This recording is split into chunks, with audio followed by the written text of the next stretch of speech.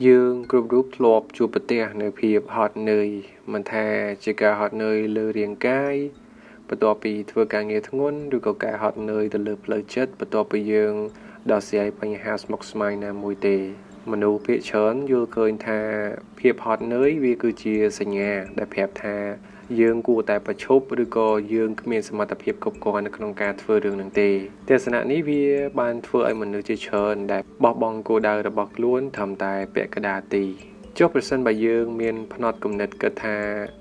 ភាពហត់នឿយវាមិនមែនជាសត្រូវយើងទេប៉ុន្តែវាគឺជាមិត្តល្អដែលនាំយើងទៅរកភាពរីកចម្រើនតើអ្វីទៅជាភាពហត់នឿយពិតប្រាកដផងយើងនៅក្នុងបរិបទនៃជីវិតនិងការតស៊ូភាពហត់នឿយវាអាចបកស្រាយបានពីរយ៉ាងទី1ភាពហត់នឿយជាលទ្ធផលនៃការខិតខំផងយើងនេះវាគឺជាការហត់នឿយដែលកើតចេញមកពីការប្រើកម្លាំងកាយឬក៏កម្លាំងប្រាជ្ញាអស់ពីលទ្ធភាពដើម្បីសម្រេចកិច្ចការណាមួយវាជាសញ្ញាបញ្ជាក់ថាអ្នកកំពុងតែធ្វើដំណើរឆ្ពោះទៅមុខដូចជាអត្តពលិកដែលគាត់បានហត់នឿយបន្ទាប់ពីការវឹកហាត់ឬក៏សិស្សដែលហត់នឿយបន្ទាប់ពីចំណាយពេលរៀនរហូតដល់យប់ជ្រៅទី2ភាពហត់នឿយវាជាលទ្ធផលនៃការជាប់គាំងនេះវាគឺជាប្រភេទនឿយហត់ផ្លូវចិត្តដែលកើតចេញអំពីការធុញទ្រាន់ភាពឥតន័យឬក៏ការធ្វើអ្វីដដែលដោយគ្មានគោលដៅច្បាស់លាស់ភាពហត់នឿយប្រភេទហ្នឹងវាមានគ្រោះថ្នាក់ជាងគេព្រោះវានាំឲ្យបាត់បង់កម្លាំងចិត្តហេតុអីបានជាយើងមិនគួរខ្លាចភាពហត់នឿយភាពហត់នឿយកើតចេញមកពីការតស៊ូមានអត្ថប្រយោជន៍សំខាន់3យ៉ាងទី1វាគឺជាសញ្ញានៃការរីកចម្រើននៅពេលដែលអ្នកហត់នឿយនោះវាមានន័យថាអ្នកបានឈានទៅដល់កម្រិតកំណត់របស់អ្នកហើយដើម្បីឲ្យសាច់ដុំលូតលាស់អ្នកត្រូវតែវឹកហាត់ដល់ចំណុចដែលវាអស់កម្លាំងដូចគ្នានេះដែរដើម្បីឲ្យសមត្ថភាពអត់ធន់ផ្លូវចិត្តរបស់អ្នករីកចម្រើនអ្នកត្រូវតែប្រឈមមុខទៅនឹងកិច្ចការដែលធ្វើឲ្យអ្នកនឿយហត់គិតត្រឹមហត់វាស្មើនឹងគិតត្រឹមរីកចម្រើនភាពហត់នឿយវាគឺជាវត្ថុតាងដែលបង្ហាញថាអ្នកកំពុងតែធ្វើអ្វីថ្មីពិបាកហើយនឹងសំខាន់ទី2វាគឺជាឱកាសរៀនពីភាពធន់ការតស៊ូជាមួយនឹងភាពហត់នឿយវាបង្រៀនយើងដូចជាគ្រប់គ្រងថាមពលធ្វើឲ្យយើងចេះបែងចែកពេលវេលាសម្រាកហើយនឹងការងារឲ្យបានត្រឹមត្រូវស្គាល់ខ្លួនឯងឲ្យដឹងថាខ្លួនឯងអាចទ្រាំទ្រទៅនឹងកម្រិតណាបានបង្កើតទម្លាប់ល្អឲ្យដឹងថាត្រូវតែមានវិន័យនៅក្នុងការគេងការហូបចុកឬក៏ការសម្រាកជាដើមទី3វាគឺជាគន្លឹះនៃមោទនភាពគ្មានអ្វីដែលធ្វើឲ្យអ្នកមានអារម្មណ៍ល្អជាងការមើលឃើញលទ្ធផលនៃការហត់នឿយរបស់ខ្លួនឯងទេការលំបាកដែលអ្នកបានជំនះវានឹងប្រែក្លាយទៅជាមោទនភាពអ្នកអាចនិយាយដោយមោទនភាពថាខ្ញុំសម្រេចបានវាទោះបីខ្ញុំហត់នឿយខ្លាំងយ៉ាងណាក៏ដោយមោទនភាពនឹងវានឹងក្លាយទៅជាកម្លាំងរុញច្រានសម្រាប់បន្តដំណើរទៅមុខទៀតភាពហត់នឿយនៅក្នុងការខិតខំគឺគ្រាន់តែជាថ្លៃឈ្នួលដែលយើងបង់ដើម្បីទទួលបានភាពជោគជ័យតែប៉ុណ្ណោះកុំឲ្យតែពាក្យថាហត់នោះវាមកបញ្ឈប់ក្តីសម័យរបស់យើងទៅបានហើយតែចាំថាអ្នកដែលហត់នឿយជាងគេគឺជារឿយៗជាអ្នកដែលតែងតែធ្វើការងារច្រើនជាងគេប៉ុន្តែប្រសិនបើភាពហត់នឿយនោះវាមិនត្រូវបានគ្រប់គ្រងបានល្អទេវានឹងប្រែក្លាយទៅជាបន្ទុកដ៏ធ្ងន់ដែលធ្វើឲ្យយើងបាក់ទឹកចិត្តហើយនឹងបោះបង់ចោលនៅក្តីសម័យផងយើងតើយើងត្រូវធ្វើដូចម្តេចដើម្បីឲ្យយើងមានការហត់នឿយប៉ុន្តែប្រកបទៅដោយភាពវៃឆ្លាតចម្លើយគឺការអនុវត្តនូវយុទ្ធសាស្ត្រនៅក្នុងការគ្រប់គ្រងថាមពលវាមិនមែនគ្រាន់តែជាការគ្រប់គ្រងពេលវេលាប៉ុណ្ណោះទេទី1យុទ្ធសាស្ត្រនៅក្នុងការគ្រប់គ្រងការហត់នឿយផ្លូវកាយការគ្រប់គ្រងផ្លូវកាយគឺងាយស្រួលសម្គាល់ហើយនិងងាយស្រួលនៅក្នុងការដោះស្រាយបំផុតប្រសិនបើយើងគោរពទៅតាមច្បាប់ធម្មជាតិវាមានដូចជាគេងឲ្យមានគុណភាពកុំចាត់ទុកការគេងជាការខ្ជះខ្ជាយពេលវេលាត្រូវតែចាត់ទុកវាជាការវិនិយោគលើផលិតភាពរបស់អ្នកនៅថ្ងៃបន្ទាប់ត្រូវតែខិតខំគេងឲ្យបាន7ទៅ8ម៉ោងនៅក្នុងមួយយប់ព្យាយាមគេងមិនភ្ញាក់នៅម៉ោងប្រហែលគ្នាជារៀងរាល់ថ្ងៃសូម្បីតែចុងសប្តាហ៍ដើម្បីរក្សាចង្វាក់ជីវសាស្ត្ររបស់រាងកាយរបស់យើងអាហារូបត្ថម្ភនិងជាតិទឹករាងកាយដែលហត់នឿយគឺត្រូវការជាតិទឹកត្រូវតែជៀសវាងអាហារផ្អែមពេកឬក៏អាហារកែច្នៃច្រើនពេកដែលផ្ដល់ថាមពលរហ័សតែធ្លាក់ចុះទៅវិញយ៉ាងលឿនពិសាទឹកឲ្យបានគ្រប់គ្រាន់កង្វះជាតិទឹកតិចតួចបំផុតក៏អាចធ្វើឲ្យអារម្មណ៍ស្ពឹកសពោនហើយនឹងហត់នឿយបានដែរការសម្រាកខ្លីប្រកបទៅដោយវិន័យវិធីសាស្ត្រដូចជាការសម្រាករយៈពេល5នាទីការសម្រាកខ្លីនេះមិនមែនមានន័យថាទៅមើលទូរស័ព្ទទេតែជាការងើបដើរឬក៏ដកដង្ហើមវែងៗឬក៏សម្លឹងមើលទៅលើអ្វីដែលឆ្ងាយដើម្បីឲ្យភ្នែករបស់យើងនឹងវាបានសម្រាកទី2យុទ្ធសាស្ត្រគ្រប់គ្រងភាពហត់នឿយផ្លូវចិត្តភ ភាពហត់នឿយផ្លូវចិត្តអាចកើតចេញពីការគិតច្រើនការថប់បារម្ភនិងការប្រមូលផ្ដុំទៅលើកិច្ចការស្មុគស្មាញយូរពេកហើយវិធីសាស្ត្រដែលអនុវត្តបាននោះគឺអ្នកអាចវឹកហាត់ផ្លាស់ប្ដូរការផ្ដោតអារម្មណ៍នៅពេលដែលហត់នឿយនឹងកិច្ចការមួយឧទាហរណ៍ថាការរៀបចំឯកសារសូមកុំសម្រាកដោយគ្មានបានការតែត្រូវតែផ្លាស់ប្ដូរវាទៅកិច្ចការផ្សេងមួយទៀតដែលប្រើខួរក្បាលផ្នែកផ្សេងគ្នាឧទាហរណ៍ថាការរៀបចំសម្អាតតុការធ្វើលំហាត់ប្រាណស្រាលៗឬក៏ការរៀបចំអ៊ីមែលជាដើមការផ្លាស់ប្ដូរនេះវាអនុញ្ញាតឲ្យខួរក្បាលផ្នែកដែលហត់នឿយបានសម្រាកខណៈពេលដែលអ្នកនៅតែរក្សាបាននូវផលិតភាពការងារបច្ចេកទេសបញ្ចេញបន្ទុកខួរក្បាលនៅពេលដែលអារម្មណ៍តានតឹងនិងគិតច្រើនសូមយកក្រដាសមួយសន្លឹករួចសរសេររឿងទាំងអស់ដែលអ្នកត្រូវធ្វើឬក៏កំពុងតែបារម្ភចេញពីក្នុងខួរក្បាលរបស់យើងសរសេរចុះជួយឲ្យខួរក្បាលមានអារម្មណ៍ថាវាលែងចាំបាច់ត្រូវទន្ទិញចាំរឿងទាំងអស់នឹងទៀតហើយបន្ទាប់មកអ្នកអាចរៀបចំជាបញ្ជីការងារតាមលំដាប់លំដោយកំណត់ព្រំដែន Digital ការប្រើប្រាស់ទូរស័ព្ទឬក៏បណ្ដាញសង្គមឥតឈប់ឈរវាក៏ជាមូលហេតុដ៏ធំបំផុតមួយនៃការហត់នឿយផ្លូវចិត្តផងយើងដែរត្រូវកំណត់ពេលវេលាជាក់លាក់ដែលអ្នកមើលទូរស័ព្ទឧទាហរណ៍ថា1ម៉ោងមុនចូលគេងនិង1ម៉ោងដំបូងបន្ទាប់ពីភ្ញាក់ធ្វើបែបនេះដើម្បីឲ្យខួរក្បាលបានដកឃ្លាពីព័ត៌មានដ៏ច្រើនសន្ធឹកសន្ធាប់ទី3ភាពហត់នឿយនាំទៅរកភាពខ្លាំងត្រូវចាំថាការអនុវត្តយុទ្ធសាស្ត្រទាំងនេះមិនមែនមានន័យថាកិច្ចវេះពីការងារទេផ្ទុយទៅវិញវាគឺដើម្បីធានាថាអ្នកអាចបន្តហត់នឿយនៅក្នុងការងារដោយគ្មានការបាក់ទឹកចិត្តការធ្វើការងារដោយមានការសម្រាកនិងការថែទាំខ្លួនឯងគឺ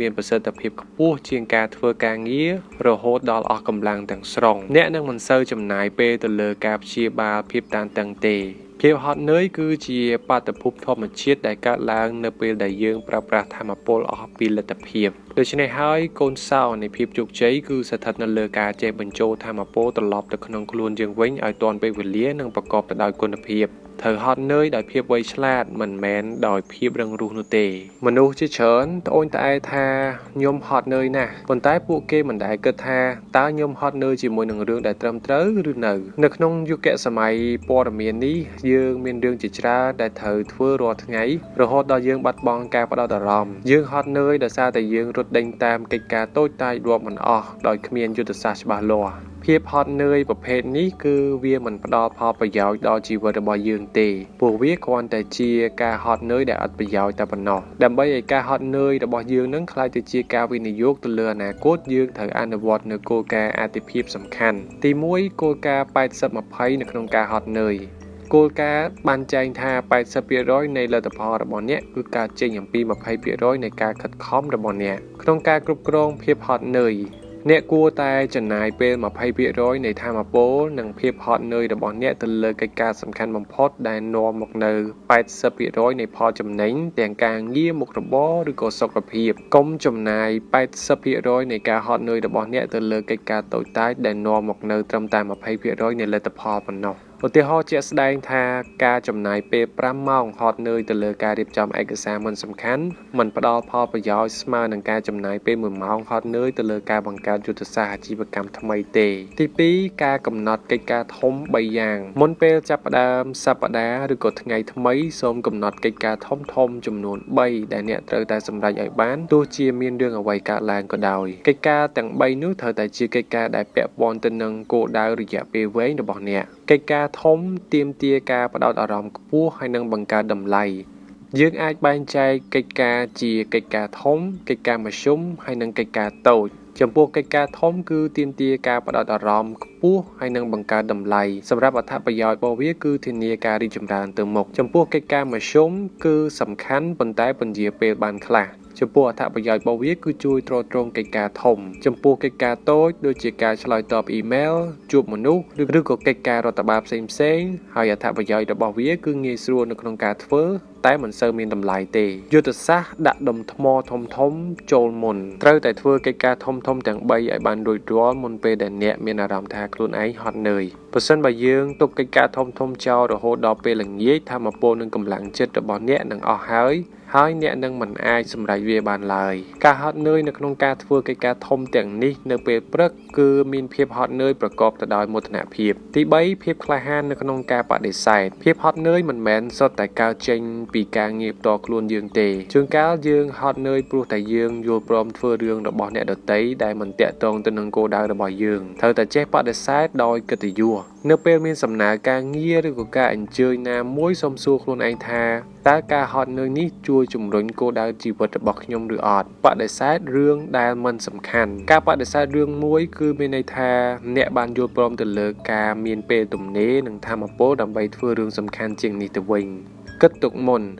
ការសម្រេចចិត្តថាមិនធ្វើអ្វីមួយគឺជាផ្នែកមួយនៃការគ្រប់គ្រងភាពហត់នឿយដ៏មានប្រសិទ្ធភាពបំផុតកុំខ្លាចហត់នឿយប៉ុន្តែត្រូវខ្លាចការហត់នឿយខុសគោលដៅភាពហត់នឿយរបស់យើងប្រៀបដូចជាការបែកញើសពេលវឹកហាត់អញ្ចឹងយើងត្រូវតែប្រកាសថាយើងកំពុងតែញើសនៅក្នុងការវឹកហាត់ដើម្បីប្រកួតសម្រេចគោលដៅមិនមែនបែកញើសដោយសារតែការដើរលេងដោយគ្មានគោលដៅនោះទេតាមរយៈការកំណត់អាទិភាពនិងការផ្ដោតទៅលើកិច្ចការធំ3អ្នកនឹងធានាថាការហត់នឿយរបស់អ្នករាល់ថ្ងៃគឺជាជំហានមួយដែលនាំអ្នកទៅរកភាពជោគជ័យជាមិនខានពេលខ្លះភាពហត់នឿយបានមកដល់កម្រិតមួយដែលយើងមានអារម្មណ៍ថាมันអាចបន្តដំណើរទៅមុខបានទៀតឡើយយើងតែងតែគិតថាដើម្បីជោគជ័យយើងត្រូវតែរត់ឬក៏បង្កើនល្បឿនជានិច្ចប៉ុន្តែនៅក្នុងការពិតនៃជីវិតការសម្រេចគោលដៅដ៏ធំមិនមែនជាការរត់ប្រណាំងមួយលើកនោះទេតែជាការរត់ម៉ារ៉ាតុងដ៏វែងឆ្ងាយក្នុងដំណើរដ៏វែងឆ្ងាយនោះការព្យាយាមរត់លឿនពេកនឹងនាំឲ្យយើងអស់កម្លាំងនិងបោះបង់ចោលនៅពាក់កណ្ដាលទីដើម្បីយកឈ្នះភាពហត់នឿយដែលព្យាយាមបង្ខំឲ្យយើងបញ្ឈប់គឺយើងត្រូវប្រើអំណាចនៃភាពយឺតដែលមានវិន័យទី1ភាពខុសគ្នារវាងការបន្ថយល្បឿននិងការឈប់មនុស្សជាច្រើនច្រឡំថានៅពេលដែលពួកគេហត់ពួកគេមានជម្រើសតែ2គត់បន្តធ្វើលឿនឬក៏ឈប់ធ្វើប៉ុន្តែមានជម្រើសទី3ដែលមានប្រសិទ្ធភាពជាងបន្ថយល្បឿនចុះហើយរក្សាជំហានឲ្យនៅថេរការឈប់នាំឲ្យបាត់បង់សន្ទុះនិងពិបាកចាប់ផ្ដើមឡើងវិញការបន្ថយល្បឿនគឺជាវិធីសាស្ត្រមួយដើម្បីសន្សំថាមពលនិងរក្សាភាពរីកចម្រើនតិចតួចជាងរាល់ថ្ងៃកុំព្យាយាមធ្វើការ10ម៉ោងនៅថ្ងៃដែលអ្នកហត់គ្រាន់តែព្យាយាមធ្វើការ30នាទីប្រកបទៅដោយគុណភាពក៏គ្រប់គ្រាន់ដែរទី2អំណាចនៃការរីកចម្រើនតិចតួចការរីកចម្រើនដ៏ធំបំផុតនៅក្នុងជីវិតមិនកើតឡើងដោយការប្រែប្រួលមួយរំពេចទេតែដោយការប្រមូលផ្ដុំនៃការរីកចម្រើនតិចតួចជារៀងរាល់ថ្ងៃនៅពេលដែលអ្នកហត់នឿយសូមកុំតម្រូវឲ្យខ្លួនឯងធ្វើរឿងធំដុំគ្រាន់តែសួរខ្លួនឯងថាតើថ្ងៃនេះខ្ញុំអាចធ្វើអ្វីបានខ្លះដើម្បីឲ្យមានការរីកចម្រើនត្រឹមតែ 1% ការធ្វើកិច្ចការតូចតាចដែលតាក់ទងទៅនឹងគោលដៅសំខាន់របស់អ្នកនៅថ្ងៃដែលអ្នកអស់កម្លាំងគឺជាជ័យជំនះតូចមួយដែលជួយរក្សាកម្លាំងចិត្តរបស់អ្នកទី3បង្កើនទម្លាប់វិន័យប្រចាំថ្ងៃភាពយឺតយ៉ាវដែលនាំទៅរកជោគជ័យគឺទាមទារនូវវិន័យមិនមែនមានន័យថាតម្រូវឲ្យខ្លួនឯងធ្វើការ12ម៉ោងជាប់គ្នានោះទេតែមានន័យថាធ្វើកិច្ចការសំខាន់ឲ្យបានបន្តិចបន្តួចជារៀងរាល់ថ្ងៃបើទោះបីជាអារម្មណ៍មិនចង់ធ្វើក៏ដោយ